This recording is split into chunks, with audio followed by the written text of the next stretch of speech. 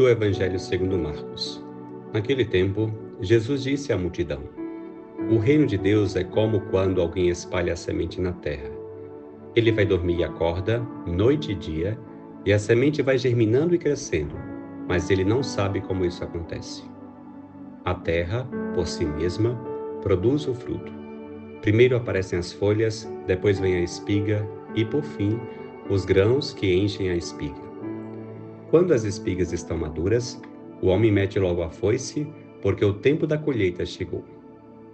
E Jesus continuou: Com que mais poderemos comparar o reino de Deus? Que parábola usaremos para representá-lo?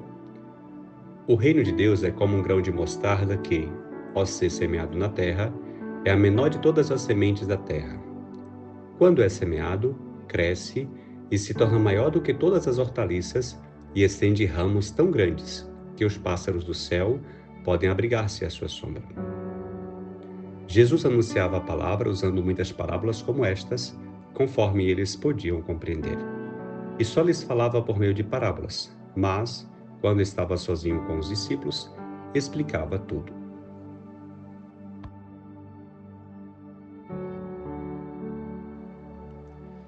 No Evangelho de hoje, Jesus nos oferece duas parábolas sobre o reino de Deus: a semente que cresce só e o grão de mostarda.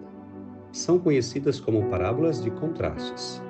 O que no início parece pobre, escasso, depois se torna algo potente, grande, abundante, exitoso. Esse é o estilo de Deus. Assim é o reino de Deus. Toda uma mostra de como Ele é e toda uma mensagem de confiança e esperança, em que, frente a tudo que se possa ocorrer, Deus e seu reino continua incansavelmente a abrir caminhos. A propósito desse evangelho, gostaria de compartilhar contigo 3 reflexões. Em primeiro lugar, quero fixar-me nessa primeira parábola da semente que cresce por si só. Disse Jesus: O reino de Deus é como quando alguém espalha a semente na terra. Ele vai dormir e acorda, noite e dia, e a semente vai germinando e crescendo, mas ele não sabe como isso acontece. O crescimento da semente não depende da atividade do lavrador, aparentemente. Está claro que a semente é o reino e o lavrador, Deus. Porém, este lavrador que é Deus não está inativo ou despreocupado. Ao contrário, em um aparente silêncio, Deus está atuando com uma força escondida, imparável. Deus não está parado, está atuando em ti, no mundo, na igreja, e de um modo eficaz.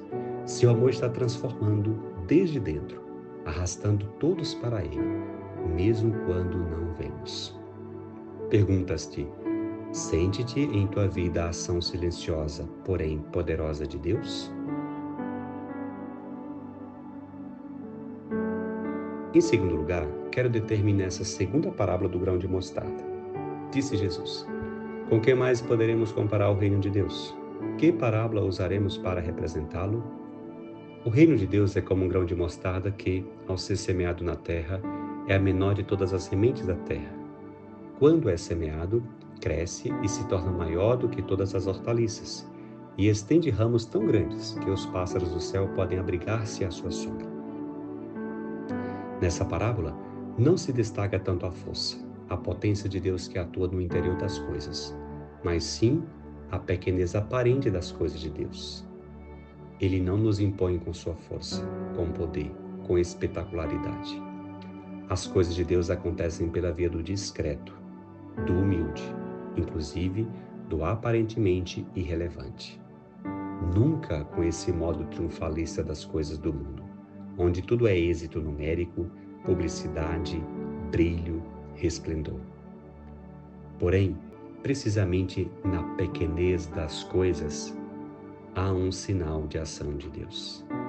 Ele poderia impor-se com sua força, porém, quer que o reino vá crescendo desde o pequeno, desde a simplicidade, a humildade, a pequenez. Olha-te agora para ti. Te sentes facilmente desanimado pela aparente pequenez do reino ou reconhece nessa pequenez a presença suave e eficaz de Deus? Em terceiro lugar, vemos no texto de hoje que Jesus se esforça para explicar com simplicidade as coisas de Deus. Por isso disse: o reino de Deus é como... E ainda, com que mais poderemos comparar o reino de Deus? Que parábola usaremos? O Evangelho conclui: Jesus anunciava a palavra usando muitas parábolas como estas, conforme eles podiam compreender, e só lhes falava por meio de parábolas. Essas palavras me sugerem duas ideias. Por um lado, que as coisas de Deus são sublimes, magníficas, transbordantes. Porém, ao mesmo tempo, Cristo nos faz conhecê-las de um modo acessível, simples, com comparações cotidianas. Quem sabe temos de nos perguntar se nossas palavras, nosso testemunho, nosso modo de compreender e falar de Deus não são demasiadamente complicadas. E, mais que nos aproximar de Deus, o distanciamos, o ocultamos. Por outro lado, para compreender a palavra tem que querer entender, estar aberto a ela, buscar o significado, deixar-se interpelar. Pois o simples da palavra não é simplório e não é uma informação a mais que se recebe.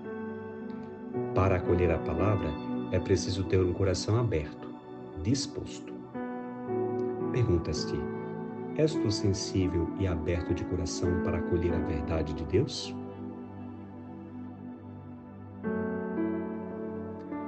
Que este Evangelho te leve a reconhecer o Senhor no simples, no pequeno. Porém, ao mesmo tempo, confiar que Ele está atuando em ti, na igreja e no mundo. Está fazendo de um modo portentoso e eficaz, e o faz particularmente por meio de pessoas como tu.